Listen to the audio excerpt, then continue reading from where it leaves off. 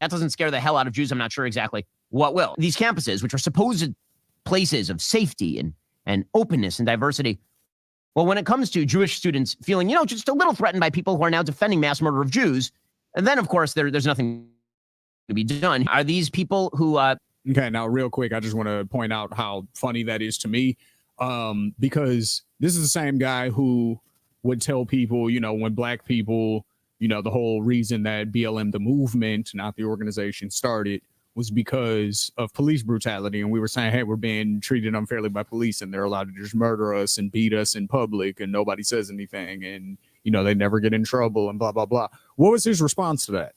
It wasn't, oh, black people are feeling unsafe and it's justified. And, you should stop defending the horrific monsters that are murdering in the streets on camera in public constantly.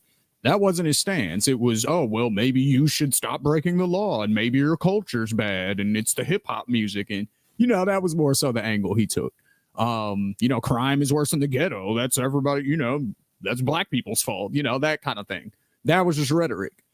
But now that he feels that a mass murder of Jews is happening in Israel, which it's not, by the way, if you look at the numbers, way more Palestinians are getting wiped out than Jewish people, or Israelis, I should say, because, we've talked about this before. It's not really a Jewish Muslim thing.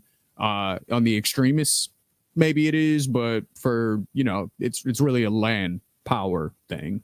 So, but with all that being said, Ben Shapiro was not defending, he wasn't defending black people, when we were making similar complaints about what the police were doing to us. He was very much pro-police in those situations. So now that it's his people that are facing some sort of oppression in Israel, mind you, they're not facing oppression in the United States on these college campuses just because people are protesting in favor of the Palestinians. That's not oppression.